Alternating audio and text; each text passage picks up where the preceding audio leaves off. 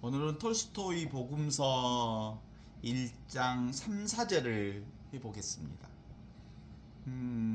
우리가 톨스토이 복음서를 읽는다는 것은 이제 전체적으로는 통합성서를 읽는 거야. 신약성서 그 사복음서를 전체적으로 이렇게 통합한 톨스토이 복음서를 읽는 건데, 톨스토이 복음서 1, 2장은 이렇게 돼 있죠.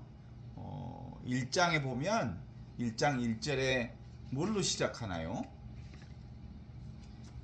예수의 탄생 얘기부터 시작하죠. 예수의 생명은 마리아와 요셉으로부터 온 생명이 아니고 어디에서 온 생명이냐면 지금 여기 살아계신 하느님의 생명. 이 지금 우리가 살고 있는 하느님의 생명으로부터 온 생명이 예수 생명이다라고 하는 그 전제 조건을 사실은 그런 관점에서 읽어야 제대로 읽어내는 거죠. 무슨 예수가 그 팔레스티나 지역의 나자렛의 그 아버지 요셉과 어머니 마리아에게서 탄생한 게 아니고요.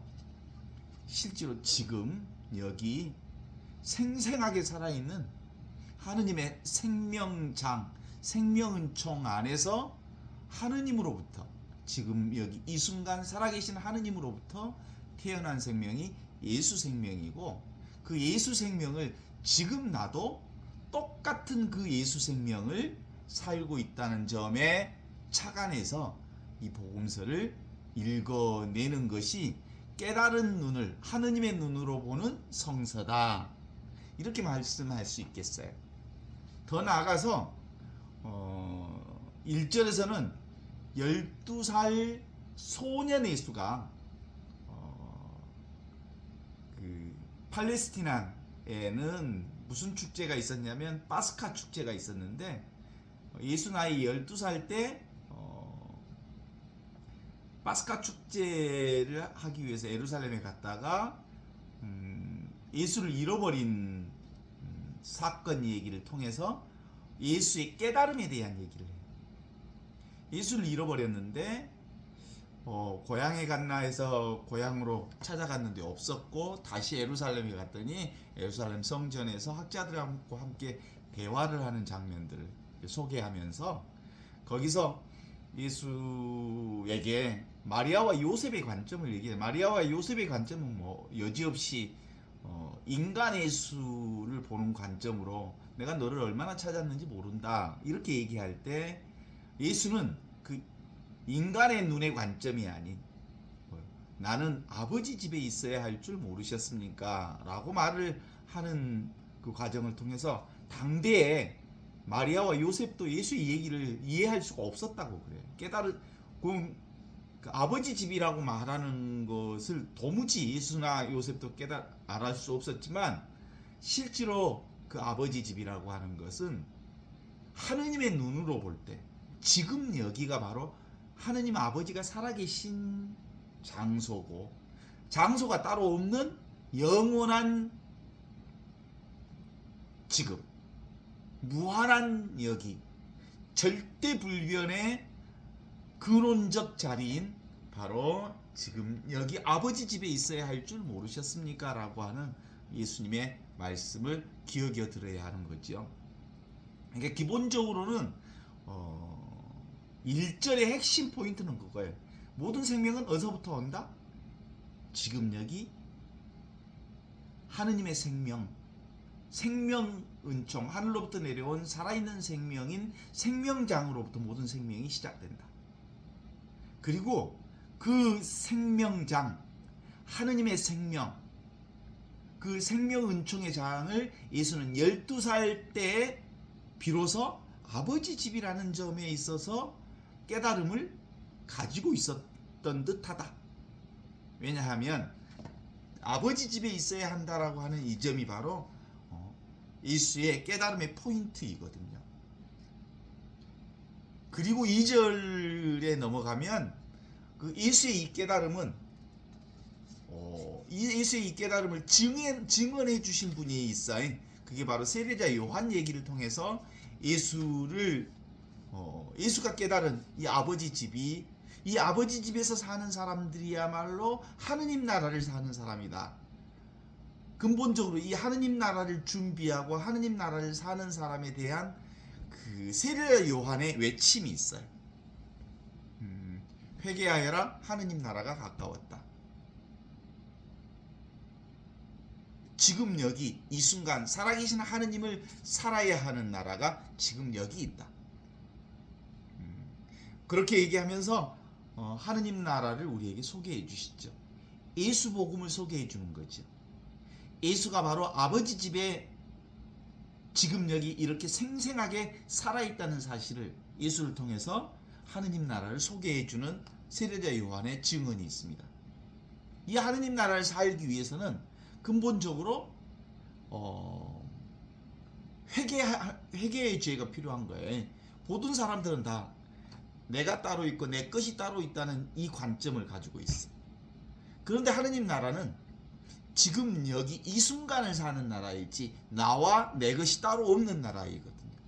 그래서 보통 사람들은 대부분 다 과거를 근거로 해서 나라고 하는 것을 상정하고 또 과거를 근거로 해서 나의 소유를 상정하고 있지만 그건 생각의 문제지 실제로 생생하게 살아계신 하느님은 아니라는 거예요.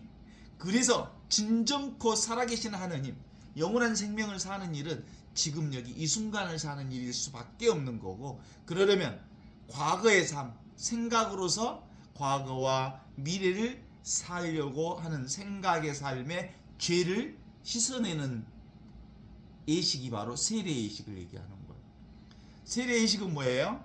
과거와 미래의 굴레에 빠져있는 인간의 죄를 씻어냄으로써 온전히 지금 여기 이 순간 생생하게 살아있는 하느님의 생명을 살라고 하는 세례. 이게 바로 물의 세례는 거예요. 이 물의 세례를 통해서 우리는 아주 즉각적으로 성령의 세례를 동시에 받게 되죠. 성령의 세례를 받을 때 지금 이 톨스토이 복음서에는 나오지 않지만 뭐라고 나요? 하늘이 쫙 열리고 하늘에서 비둘기 모양의 성령이 쫙 내리면서 이는 내 사랑하는 아들, 내 마음에 드는 아들이니 너희는 그의 말을 들으라.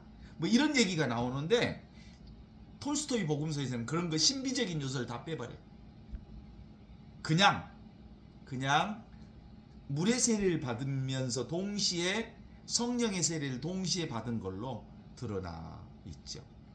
그 세례 장면에 누가 나타나냐면 바리사이파 사람들이 나타나. 이 바리사이파 사람들은 스스로 자기 자신을 경건주의자, 분리주의자, 거룩한 자들 이런 얘기를 하는 사람들에게 세례자 요한은 이 독사의 자식들아, 분별하면서 사는 그건 너희들의 생각이다. 하느님 나라는 무분별의 나라, 무경계의 나라, 바운다리가 없는, 경계가 없는, 울타리가 없는 나라가 바로 하느님 나라라고 하는 것을 우리에게 소개해 주시죠. 그러면서 이제 오늘 1장 3절 얘기로 들어갈 수 있었으면 좋겠는데 1장 3절은 이렇게 시작하죠. 예수가 이제 세례자 요한으로부터 세례를 받기 위해 갈릴리아 지방을 떠나서 요르단강 요한에게 갔다가 그리고 요르단 강물에서 물을 담그고 몸을 담그고 세례를 받아서 요한의 가르침에 귀를 기울인 다음에 예수는 어디로 가냐면 세례 받은 다음에 광야로 갔다라고 하는 거예요. 광야에 가서 이제 40일 동안 광야에서 광야 체험을 해요. 이 40일 광야 체험이 아주 신앙적으로 중요한 체험인 거예요. 예수에게 있어서 이 40일 광야 체험은 핵심이 뭘까? 이 40일 광야 체험을 통해서 내가 따로 있다고 하는 육체가 나라고 하는 이것이 죽을 때까지 이 문제를 해결하지 않으면 안 되는 이 세 가지 과정을 이 40일 과정을 통해서 얘기하는 거예요. 첫 번째, 40일 동안 굶었다는 말은 뭔 말이겠습니까? 우리 인간이라고 하는 것은 근본적으로 내 독자적인 존재로 살아갈 수 없는 존재라는 걸 체험하기 위해서 밖으로부터 공급되어지는 에너지 공급원인 음식을 끊음으로써 얼마나 우리가 이 밖에 있는 생명체와 긴밀하게 연결되어 있는가를 확인하는 작업. 그러니까 실제로 그 에너지, 우리가 이 세상을 살면서 자기 살을 뜯어먹고 사는 사람은 없잖아. 분명히 우리가 살려면 밖에 있는 생명들을 먹어야, 밖에 있는 생명을 먹어야 비로소 지금 여기 있는 이 육체 생명을 살릴 수 있다는 점에 있어서 가장 강력한 것은 외부로부터의 에너지 공급원이 바로 뭐예요?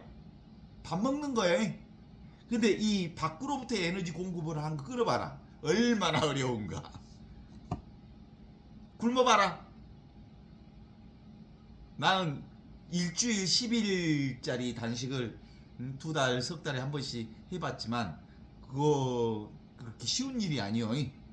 근데 예수님은 그것도 광야에서 40일 단식을 하는 이유는 뭐냐면 실제로 우리의 육체적 생명이라고 하는 건 근본적으로 독자적으로 생존할 수 없다. 밖으로부터 에너지를 공급되어야 한다. 근데 한번 40일을 굶어봐라. 첫 번째 문제가 바로 뭘로 보여보라? 온갖 것이 다 먹을 것으로 보여본다니까. 그 얘기. 그래서 실제로 우리의 생명 전반에 대한 흐름들 얘기하는 그런 의미에서 나라고 하는 것은 이 육체 생명은 독자 생명으로 살 수 없는 생명의 전체가 바로 이 생명은총, 하늘로부터 내려온 살아있는 생명인 이 생명장으로 사는 거지 이 개별 육체로 사는 게 아니라는 것을 증명하는 게 단식이야. 단식. 아시죠? 그래. 기가 막힌 거예요. 그 실제로는 그 단식 일주일 10일을 하면서도 우리가 밖으로 들어오는 음식은 안 먹지만 뭘 먹는 거예요? 공기도 먹고 그리고 우주의 기운도 받고 햇빛도 받고 온갖 것을 다 받으니까 사는 거지. 만일 공기도 차단하고 그러면 이 육체는 도무지 존재할 수가 없어. 그런 의미로 인간의 개별적 육체는 도무지 독자적 생존을 이어낼 수 없는 존재예요. 그래서 근본적으로 나라는 생명은 이 독자적 생명체가 아닌 전체 생명장에 그 생명을 살고 있다는 게 그 40일 단식을 통해서 우리가 온전히 체험하는 순서가 되는 거죠. 어떻습니까? 그죠? 그게 이제 첫 번째 체험이에요, 예수님의. 그 다음에 이제 그렇게 되니까 두 번째 문제는 뭐가 되냐면 그렇구나. 이게 되게 육체라고 하는 것은 밖으로부터 에너지를 공급받아야 사는구나 라는 걸 깨달아 안 거예요. 며칠 굶을 수는 있지만 진짜 중요한 것은 무슨 생명? 지금 여기 살아있는 하느님의 생명으로 사는 거지 이 육신의 생명으로만 사는 게 아니라는 걸 아는 거예요. 그런 다음에 이제 성전 꼭대기에서 뛰어내리는 그런 얘기를 하지요. 뭐라고 얘기하나요? 성전 지붕 위에 있는 것 같은 생각이 들었다. 육체의 목소리가 얘기했다. 네가 만일 영원의 하느님의 아들이라면 성전 꼭대기에서 뛰어내려봐라. 이게 뭐겠어요? 그래도 너는 육체다라고 하는, 육체가 나라고 하는, 육체로서 몸으로서 따로 존재한다고 하는 육체의 목소리가 들리는 거야. 너 꼭대기에서 뛰어내리면 너 죽어야. 그런 거지. 백척간두 진일보. 백척이나 되는 높은 곳에서 뛰어내리면 죽어 안 죽어? 죽지 죽어. 그건 육체적 생명으로 우리가 사는 게 아니라는 거예요. 이 육체는 내가 아니라는 걸 증명해 주는 거거든.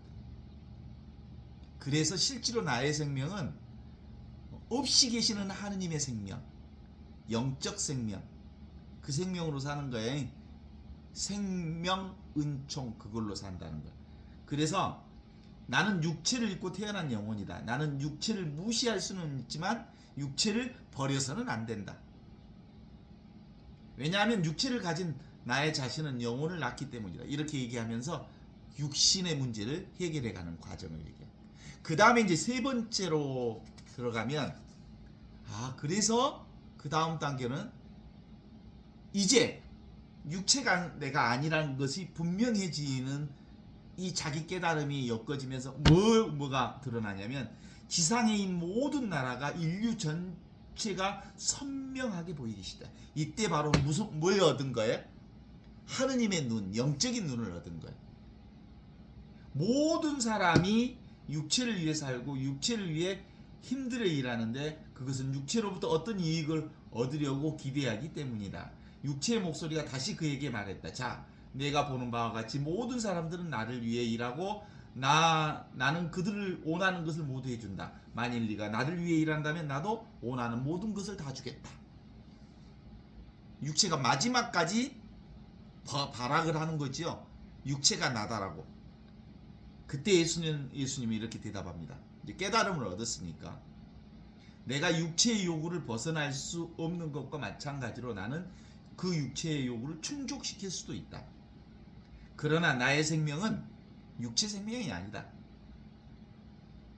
나의 아버지의 생명, 하늘로부터 내려온 살아있는 생명이 진짜 나의 생명이다 라고 얘기하면서 나는 그분의 힘으로 살아있다. 그분 안에 있다는 것을 나는 언제나 알고 있다. 나는 오로지 그분만을 공경하고 오로지 그분만을 위해서 일한다. 나는 오로지 그분에게서만 보상받기를 원한다. 이제 완전히 유혹의 과정이 끝나는 거예요. 이제 이 과정을, 사실은 40일 유혹의 과정을 어떻게 풀이해서 볼 수 있냐면, 독자 생명, 이 육체 생명이 나라고 하는 이 질긴, 너무나도 질긴 이것의 과정을 40일 과정에서 확인해 보는 거예요. 그죠? 그러면서 실제로는 이 육체 생명은 내가 아니고 진짜 내 생명은 하늘 생명이라는 것을 깨달아 아는 이 과정이 40일 과정의 전체로 되어 있어. 그래서 마지막에는 바로 하늘로부터 이 내려온 하느님의 이 생명은총, 생명장을 통해서 이 육체 생명 전체가 이 하느님의 생명에서 나온 생명이다 라고 하는 것을 깨달아 알므로써 온 천하가 참으로 아름답고 멋지게 보이는 모습으로 등장하지요. 영혼의 힘을 깨닫고 난 뒤 예수는 드디어 광야를 떠나서 다시 요한에게로 갔다. 이런 얘기를 하는 거예요. 그래요. 실제로 육체의 몸을 나로 동일시하는 이 고민은 너무나도 리얼하잖아. 이 육신이 나갔잖아. 그죠? 동의하시죠? 너무 리얼해서 이걸 나라고 말하지 않을 수 없는 이런 상황이에요. 그래서 기본적으로 이 내 몸을 포함해서 전체 생명이 나라는 것을 확인해가는 과정. 이 깨달음이 없으면 이 공부를 하기가 어려워. 근데 보통 우리는 이 육체를 나하고 동일시하죠. 그러나 이 육체를 포함해서 전체가, 이 세상 전체가 동시에 나라는 것을, 그 동시에 나라고 하는 것은 시간과 공간을 초월한 내가 진짜 나라는 점에 있어서 이 깨달음이 전제되어야 한다는 걸 우리가 함께 이 40일 예수의 유혹을 통해서 우리가 평생 여기서 벗어나기는 좀처럼 쉽지 않아서 성령께서 우리를 끊임없이 깨닫게 해주시는, 항상 깨어있어라라고 하는 이 점을 우리가 함께 포착하지 못한다면 이 육신이 나라는 착각, 나와 내 것이 따로 있다는 이 착각으로부터 벗어나기가 어려운 거지. 그죠? 나는 나죠? 어떤 것으로 나요? 하느님의 생명으로 나지. 나는 스스로 있는 자다 라고 말씀하시는 그 하느님의 생명이 지금 여기 이렇게 살고 있는 내 생명이라는 거지. 우리가 중학교 갈 때 영어 배우잖아. I am a boy, I am a girl. 나는 소녀다, 나는 소년이다. 그리고 I am a body, 나는 몸이다, 하나의 몸이다. 뭐 이렇게 얘기할 때 전체적으로 뭐가 들어가? 나는 있다라고 하는 것이 뭘로 있어? 나는 소년으로 있다, 나는 소녀로 있다, 나는 몸으로 있다. 그러니까 기본적으로 나는 있는데 어떤 것으로 있냐면 소년으로 있고 소녀로 있고 몸으로 있고 남자로 있고 여자로 있고 이렇게 있는 거야. 있는 것이 전제되어 있는데 어떤 역할을 하냐면 남자의 역할, 여자의 역할 또는 소년, 소녀의 역할로 지금 있는 거야. 50대도 나는 이렇게 있었고 40대도 나는 이렇게 있었고 30대도 20대도 어릴 때도 나는 이렇게 이와 같이 있었던 이 내가 진짜 나라고 하는 거예요. 모든 존재를 비추는 이 비존재, 없이 계시는 하느님에 의해서 이 내 존재가 이렇게 드러나는 거지. 비존재, 존재. 존재하지 않는 것이 모든 것을 존재케 하는 거예요. 없는데 있는 이것이 모든 있는 바를 있게 하는 거라고. 그래서 나 있다는 이 느낌이 뭐예요? 보통 이것을 깨닫지 못한 사람은 이 몸뚱아리가 나지 이렇게 얘기하죠. 몸하고 내가 동일시되어 있죠. 그런데 이 몸은 사실은 무엇에 의지했다고요? 없이 계시는 하느님에 의해서 의지되어 있다고요. 하늘로부터 내려온 살아있는 생명인 이 생명장, 배경의식, 바탕의식, 본성의식, 본래 면목에 의지해 있는 이 몸이라고. 이 점이 기본적으로 우리가 공부하는데 가장 중시 여겨야 할 부분 중에 하나죠. 그래서 이 공부는 근본적으로 나도 사라지고 세상도 사라지는 잠을 잘 때 너무 분명하게 알아요. 우리가 잠을 잘 때는 의식도 없고 몸도 사라지는데 의식과 몸이 사라지는 것을 아는 이것은 사라지지 않거든요. 이게 바로 항상 있는 이것, 늘 있는 이것을 얘기하고 있거든요. 이걸 바로 생명장, 생명은총이 진짜 나라는 점을 확인해 볼 수 있어요.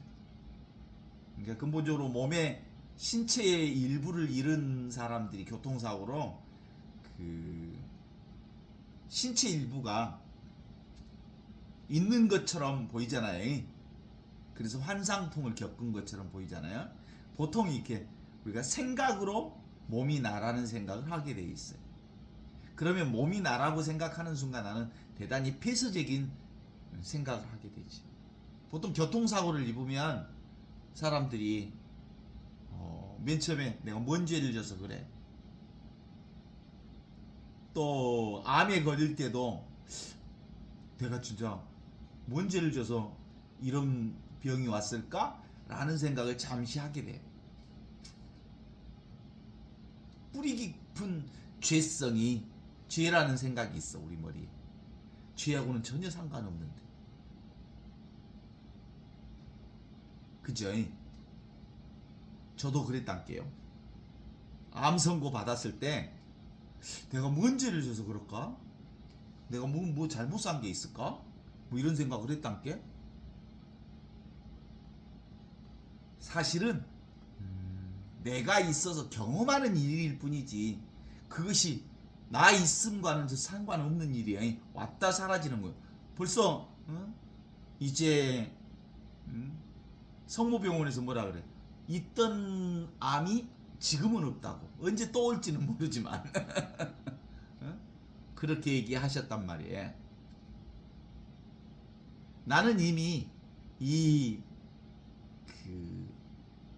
생생하게 살아있는 하느님의 생명장에 참여하고 살잖아요. 그죠? 나와 세계는 이렇게 생생하게 살아있는 하느님의 생명 안에 있어요. 김춘수의 꽃 시가 생각나지 않아요? 내가 그의 이름을 불러주기 전에는 그는 단지 하나의 무엇에 지나지 않아? 꽃에 지나지 않았다. 내가 그의 이름을 불러주었을 때 비로소 그는 나에게로 와서 꽃이 되었다라고 하는 것처럼 내가 내 의식이 세상을 창조하는 거야. 내가 불러내는 거야. 그죠? 예수 생명도 지금 여기 생생하게 살아있는 이 생명이 예수 생명을 불러내는 거예요. 불러내는 게 아니라 늘 함께 있다는 것을 자각하는 거지. 이렇게 생생하게 살아있으면 어때요? 맞죠? 그런 점에서 우리의 보통 그 세상 사람들하고는 우리 이제는 이제 생각이 좀 다르지. 그 김우중 대우의 김우중이 얘기했던 것처럼 무슨 너무 세상은 넓고 할 일은 많다. 그 얘기를 하는 순간 나는 너무너무 초라해. 이 넓은 세상에 내가 사는 이 꼬라지는 너무 작은 나잖아. 이게 그동안에 일반적으로 모든 사람들이 세상을 보는 관점이야. 세계는 넓고 할 일은 많다? 그런 거 없어. 내가 세상을 창조해. 내가 있음께 세상이 창조되는 거야. 어때요? 지금 여기 생생하게 살아있는 없이 계시는 하느님에게서 창조돼.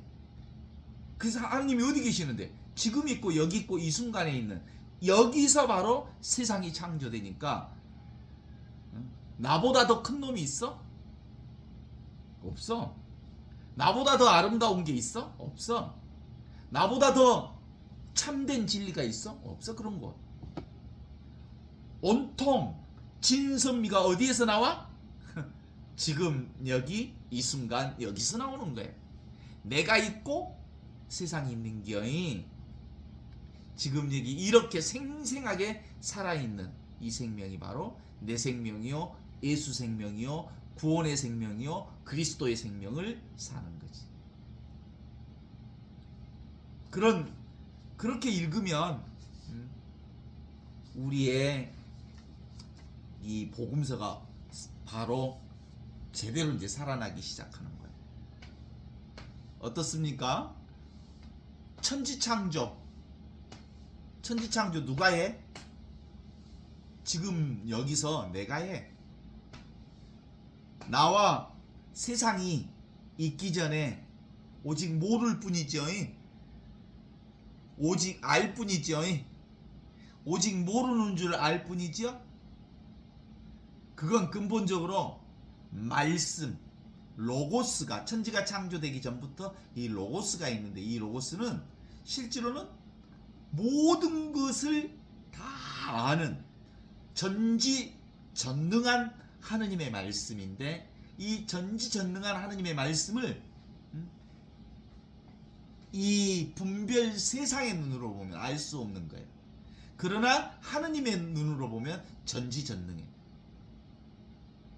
그것을 우리는 생명장, 하늘로부터 내려온 살아있는 생명이라고 하는 건데 이게 바로 생명은총을 깨달아 알고 나면 나를 포함해서 전체 생명이 바로 모두가 다 경이로운 부재 없이 계시는 하느님 여기로부터 출발했다는 것을 알기에 더 이상 이제 우리는 다른 데서 하느님을 찾을 필요가 없어.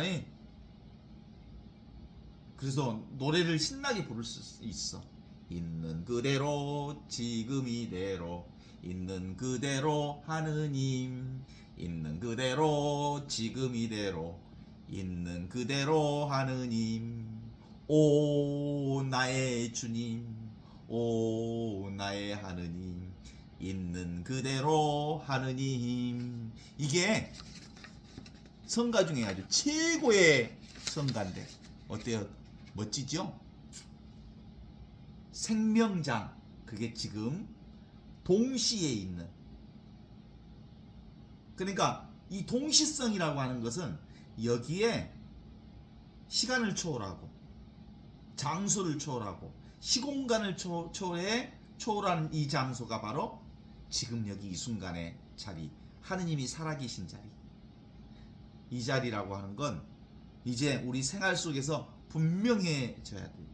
무한하고 영원하고 그리고 절대불변의 이 무변허공과 같은 나. 그게 어디 있어?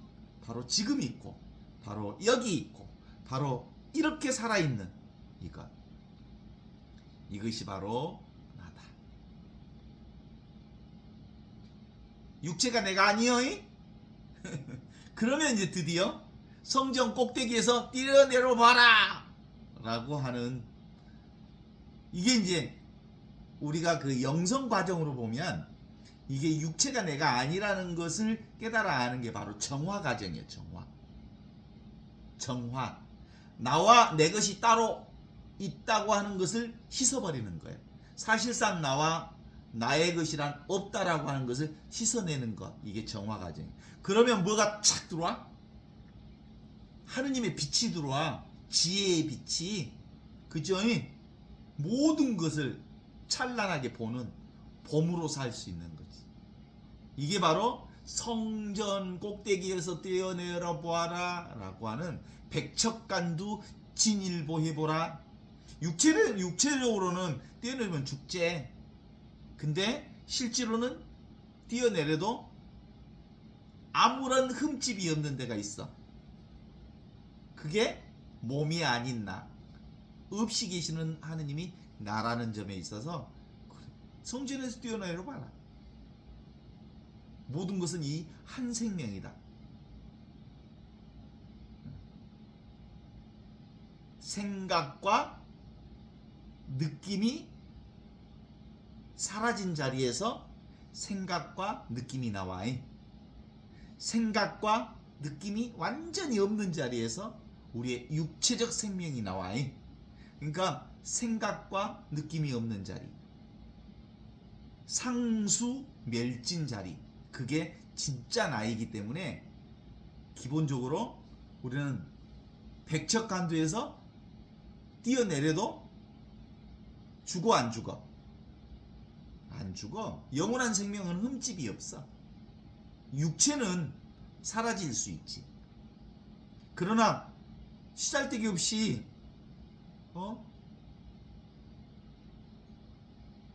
성전 꼭대기에서 뛰어내려갖고 육체를 멜 것 없이 죽일 필요가 없잖아.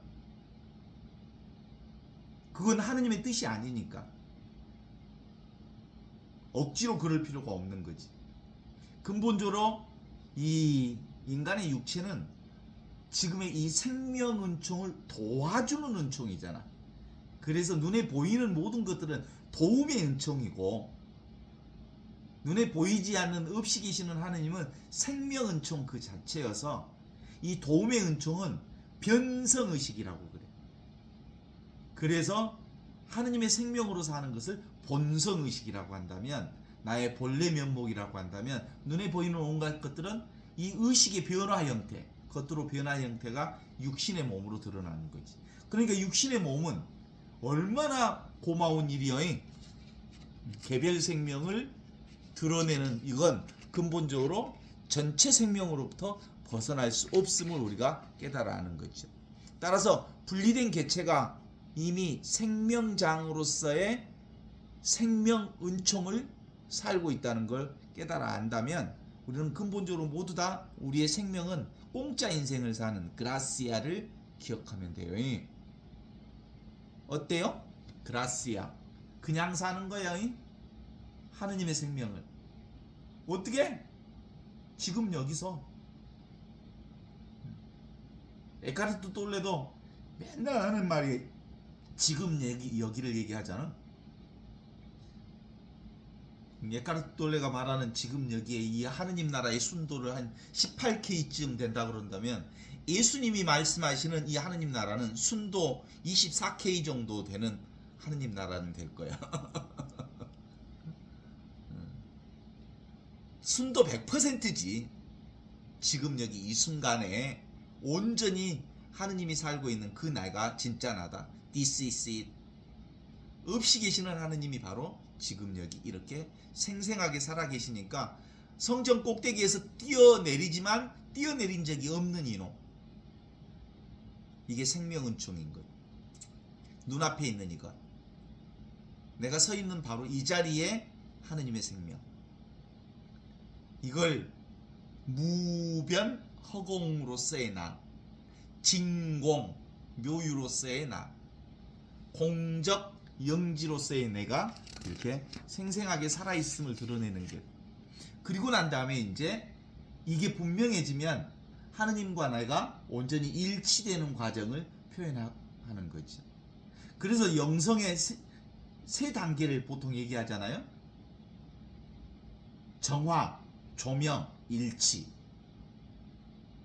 그러니까 기본적으로 이 세 번째 유혹의 장면에서 드러나는 게, 그러자 예수의 눈에는 지상의 모든 나라와 인류 전체가 선명하게 보이듯 했다. 하느님의 눈이 띄어지니까 하느님과 온전히 일치되는 거예요.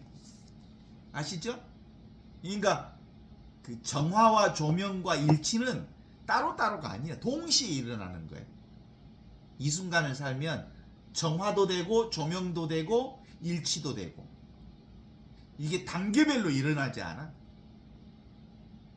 그래서 온전히 하느님과 한 생명으로 일치되는 거지. 이 하느님의 눈이 열리는, 하느님의 안목이 열리는. 그래서 이렇게 보면 어떻게 보여?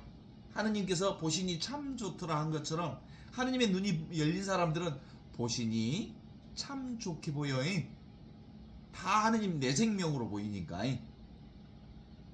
어때? 하느님의 눈이 열리셨죠? 하느님의 눈이 열린 사람은 대도목전, 하느님의 큰 이 대도는 눈앞에 있다, 목전에 있다, 이런 뜻이에요. 이게 하나된 경지. 지금 체험하는 모든 것들이 다 하느님을 경험하는 거예요. 에어컨의 바람이 이 살결을 스치니까 시원해. 이게 뭐예요? 하느님을 경험하는 거예요. 새소리가 들려. 그것도 하느님을 경험하는 거예요. 개소리가 들려. 그것도 하느님을 경험하는 거예요. 전부가 없이 계시는 하느님을 드러내고 있는 거지. 이게 바로 내가 나를 경험하는 겁니다. 하느님이 하느님을 경험하는 겁니다. 진리가 진리를 경험하는 겁니다. 그죠? 사랑이 사랑을 경험하는 것입니다. 은총이 은총을 경험하는 것입니다. 축복, 원래부터 축복인 내가 축복을 경험하는 세상을 사는, 이게 동호 반복을 계속하는 게 바로 이 복음인 거예요. 왜 동호 반복을 계속할 수밖에 없어요? 이거니까 하나밖에 없으니까 하나만 얘기하는 거지. 그쵸? 너무 쉽죠? 머리 돌릴 필요가 없다니까. 머리 돌린 사람들은 보는 나와 보는 대상이 주체와 객체의 이중 구조로 보기 때문에 머리 돌리는 거예요. 그래서 이렇게 온전히 하느님과 일치된 사는 사람들은 주객 이혼론이 온전히 하나로 일치되면서 온전히 내가 경험하는 모든 것에 만족해. 네? 엊그제 무슨 경찰청에서 임성근 사단장만 딱 빼불고 무혐의 처리 딱 하고 이렇게 하는 것은, 그건 뭐예요? 인간들의 행위지. 드러나는 행위지만 이건 흠집이 있어 없어? 보고 있는 이것은. 아무리 그들이 못된 짓을 한다 해도 하느님 나라에는 흠집이 안 나이. 인간들의 하는 그 오고 가는 못된 짓을 본다 해도 보는 나는 흠집이 없어. 불생불멸의 자리, 부증불감의 자리, 불구부정의 자리, 늘 깨끗하고 청정한 이 자리가 지금 여기 이렇게 분명하게 그 윤석열 정권의 이 악행을 두 눈을 반드시 뜨고 보고 있는 거예요. 어떻습니까? 그래서 이 보고 있는 나는 온전한 만족이지. 보고 있는 대상은 수없이 다양한 모습을 보고 있지만 이런 것들을 통해서 전체 하느님 생명이 움직이고 있는 거예요. 우리가 대한민국의 지금의 현실을 보면서 참 많은 것을 배우고 있잖아요. 그렇죠? 그래서 이건 근본적으로 생각 이전짜리, 느낌 이전짜리, 언어 이전짜리, 감각 이전짜리, 무분별의 자리에서 온갖 분별의 현상을 우리가 경험하고 있는 줄 알면 되는 기어이. 그리고 이제 4절로 들어가면 예수님이 이제 요한과 함께 지내면서 요한의 곁을 떠날 때 요한은 예수님께 대해서 뭐라고 고백해? 예수라고 하는 저분은 사람들을 구원하러 오신 분이다 라고 하는 예수에 대한 고백을 하죠. 예수가 어떤 분이라고요? 구원 자체라고, 생명장, 하늘로부터 내려온 생명은총 자체로서 이 세상에 오신 분이다 라는 세례자 요한의 고백이 있는 거죠. 그래서 이미 해방된 생명을 살고 있는 분, 이미 구원된 생명을 살고 있는 복음 자체로 이 세상에 오신 분이다. 이렇게 예수야말로 우리 삶의 기쁜 소식 자체로 오신 거예요. 그 기쁜 소식이 어디 있어? 에헤이, 어디 있어? 그 기쁜 소식이 여기 있고 지금 있고 이 순간에 있다니까. 그게 바로 나를 근본적으로 살고 싶어하는 모든 사람들은 이 복음 선포의 예수를 통해서 내가 진짜 복음이라는 걸 알게 되는 거예요. 세례자 요한이 이분은 사람들을 구원하실 하늘로부터 내려온 살아있는 빵이다, 생명장이다 라고 하는 고백을 함으로써 뭔 얘기를 하는 거예요? 우리도 요한의 제자 두 분이 예수를 따라 나서면서 얘기하잖아요. 우리도 당신을 따라가고 싶습니다. 그리고 당신의 그 구원을 배우고 싶습니다. 그랬더니 그 말이 무슨 뜻이겠어요? 우리도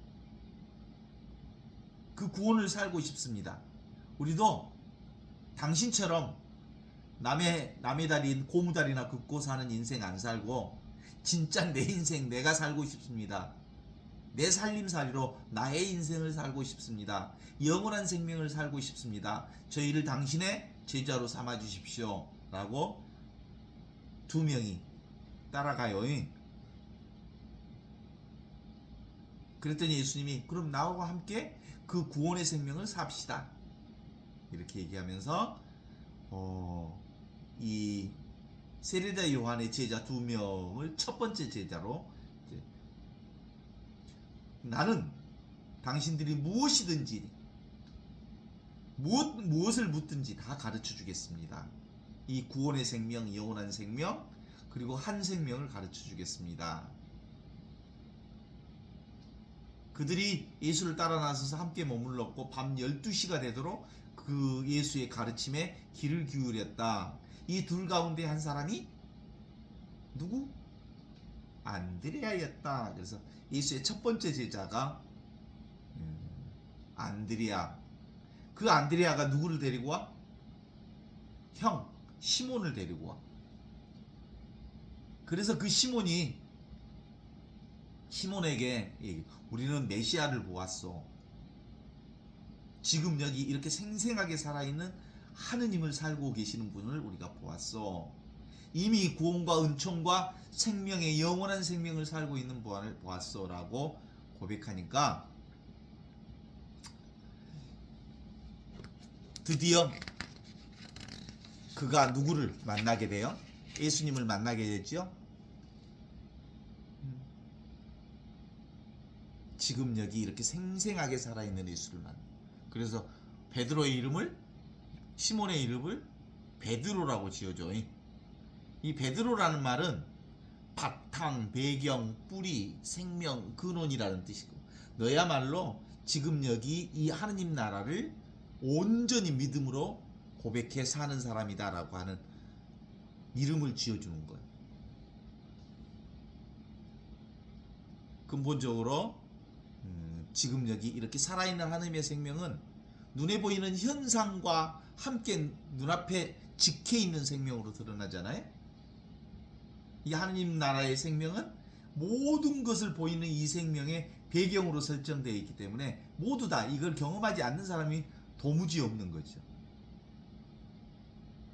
분별하면서 세상의 온갖 것들을 다 분별하면서도 분별이 없는 자가 나요. 온갖 세상을 다 보면서도 나는 볼 수가 없잖아. 보면서 봄이 없는 자. 세상의 온갖 것을 다 들을 수 있잖아. 들으면서 나는 나 자신을 들을 수 없잖아. 침묵이니까. 세상의 온갖 것을 다 경험하면서 나 자신은 경험할 수 없는 거야. 그죠? 그래서 근본적으로 생각과 사라진 그 자리에서 온갖 눈에 보이는 지금 눈에 보이는 이 현상들을 통해서 이 현상들을 보면서 이 현실을 보면서 이 현실을 초월하고 이 현실을 넘어서고 이 현실의 배후 배경에 나가 있다는 것을 깨달아야 하는 거예요. 그러니까 얼마나 우리가 보고 있는 우리가 경험하는 세상은 다 누구를 드러내고 있으니까 도움은총이라 그래? 이 생명은총을 드러내고 있으니까 보이는 세상 전체가 도움의 은총이라고 얘기할 수 있어요. 늘 이 자리에 함께 있는 자라면 생각과 상관없이 느낌과 상관없이 상존하는 이 온 축복의 이 은총을 경험할 수 있어요. 늘 지금 여기 이 순간을 사는 사람, 그게 바로 사랑이니까. 눈앞에 이것이 바로 자비이니까. 눈앞에 있는 이것이 바로 은총이니까. 그래서 우리는 늘 언제나 어디서나 무엇을 하든 공짜로 하느님으로부터 선물로 주어진 이 은총을 떠나서 살 수 없는 거야. 그럼에도 불구하고 생각은 늘 과거 것을 근거로 해서 생각을 만들어서 하는 사람들은 자기 중심으로 보니까 은총이 안 보여. 생각이 다 가려버려가지고. 진리는 늘 어디에 있어요? 지금 이 순간 우리의 삶의 온전한 배경으로. 그런데 이게 처음에는 있는 것 같기도 하고 없는 것 같기도 하고 하는 이것이 시간이 지나면서 이 믿음이 점점점 더해지면 분명해져. 성경에도 그 마태복음에 그게 나오잖아요. 맨 처음에는 눈이 열리면서 나무 같기도 하고 사람 같은 것이 흐뭇그리한 것이 보이더니 점점점 그것이 또렷해졌다. 이게 이제 초점을 맞추는 거거든요. 초점이 맞으면 이렇게 직접적인 것들이 흐리멍텅했던 눈이 서서히 밝아 보이면서 이제 긴가민가 했던 것이 분별망상, 생각이 사라지면서 너무나도 또렷한 하나님의 은총과 사랑 가운데서 우리가 살고 있다는 것을 자명하게 알아낼 수 있어요. 그러면 보이는 모든 것들이 다 뭐예요? 보이지 않는 하느님을 드러내고 있고, 보이는 모든 것들이 보이지 않는 지금 여기 이 하느님의 한 생명인 이 온 축복을 드러내고 있음을 고백하게 되죠. 이제 어때요? 생각 없는 자리에서 생각이 일어나요? 생각이 온갖 분별도 분별 없는 자리에서 일어나는 거고, 온갖 느낌도 느낌 없는 자리에서 일어나는 거예요. 이건 노력에서 있는 게 아니고 이것은 그냥 있어. 그냥 있으면 보고 듣고 느끼고 다 저절로 알게 되죠. 그래서 사람들은 그동안 생각으로만 살았기 때문에 생각밖에 몰라요. 생각과는 자기를 동일시해. 그래서 생각 없는 자리를 몰라. 그러다가 이 생각 없는 자리, 이게 점점점 분명해지면 온갖 많은 일들을 다 경험하지만 아무 일을 한 적이 없어. 왜 그럴까요? 이 자리는 아무 일이 없는 거예요. 무분별의 자리니까. 많은 생각을 했는데도 아무 생각의 흔적이 없어. 이 자리는. 많은 사람을 만났는데도 아무도 안 만났어. 여기는 흔적이 안 남아. 그래서 무위야 무사야. 특별히 한 것도 없고 할 일도 없어. 이 자리에서 온갖 일이 다 일어나기 때문에 나야말로 이제 참으로 영원한 자유인으로 살아낼 수 있는 거거든요. 그래서 우리의 인생은 뭐예요? 우리의 생각으로는 불가사의한 거예요. 우리 인간의 생각으로 사는 사람들은 뭔가를 인생을 이해해 보려고 애를 쓰는데 인생이 이해가 돼? 이해되지 않는 인생이 진짜 인생이에요. 불가사의한 인생. 이 둘이 아닌 한 생명을. 그래서 우리가 세상을 살 때 있는 그대로 사는 거야. 이해하려고 애쓰지 말고 그냥 살아. 있는 그대로 지금 이대로 있는 그대로 하느님 있는 그대로 지금 이대로 있는 그대로 하느님 오 나의 주님 오 나의 하느님 있는 그대로 하느님. 그래서 이 하느님을 소개해주러 안드레아가 형을 부르잖아. 나는 있잖아 이런 없이 계시는 그분을 만났다. 와서 보라. 그리고 시몬을 딱 데리고 와서 시몬이 예수님을 딱 만나더니 아주 뿅가잉. 그래서 시몬을 베드로 반석으로 만들어서 영원한 생명 진리 그 생명장인 하느님과 온전히 하나 되는 삶으로 인도해 주셨지. 그 다음에 이제 필립보를 만나. 필립보 그러니까 안드레아, 시몬, 필립보가 다 벳사이다 출신들이었거든요. 우리가 바로 그분 구원자 예수를 배워보았소 라고 하는 고백은 우리가 둘이 아닌 하늘로부터 내려온 살아있는 생명을 만났소 라고 하는 고백을 통해서 예수와의 만남을 소개하고 있지. 그 다음에 이제 나타나엘을 만나. 나타나엘을 만났더니 나타나엘은 하느님의 사자가 나자렛에서 나온다는 건 난 도무지 말이 되지 않소. 하느님의 사자가 사실은 지금 여기 영원한 생명을 사는 건 구체적인 시공간에서 존재한다고 보지 않았던 거예요. 그것도 육체적 생명으로서 예수는 나자렛에서 살지 않고 어디가 살아? 지금 여기 있어. 나와 함께 가자. 필립보가 그렇게 공고하자. 네가 직접 그분을 만나보고 그분의 말을 들어보면 알 것이다. 이렇게 얘기합니다. 뭐예요? 볼 눈이 있는 사람은 보고 들을 귀가 있는 사람은 들을 수 있는 거예요.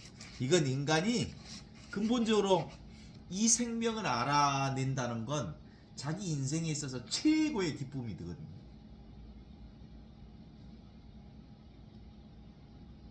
당신이야말로 하느님의 아들이요 그리고 이스라엘의 왕이요라고 얘기하죠.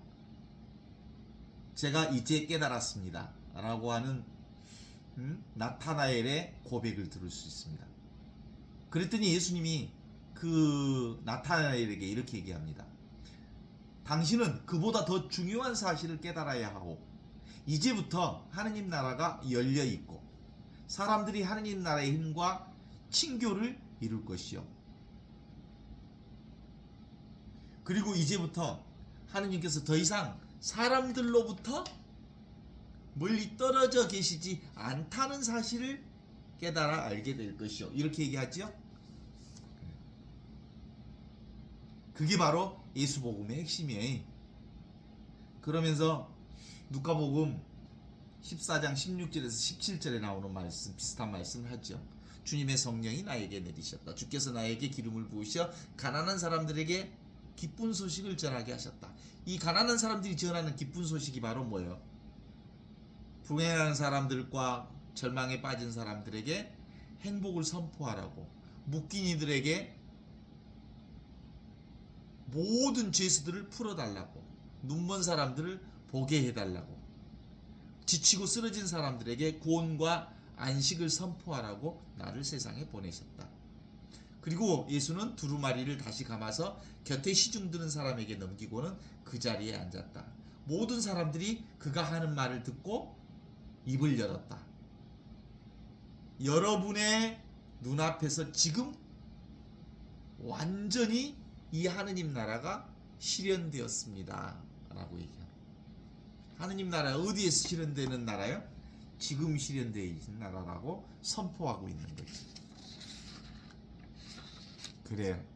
추구하는 마음만 사라지면, 구하려고만 하는 마음만 사라지면 이미 지금 여기 우리가 사는 이 자리가 최상선이에요. 이보다 더 좋을 수 없다. 이보다 더 아름다울 수 없다. 이보다 더 최상일 순 없다. 어때요? Feel so good.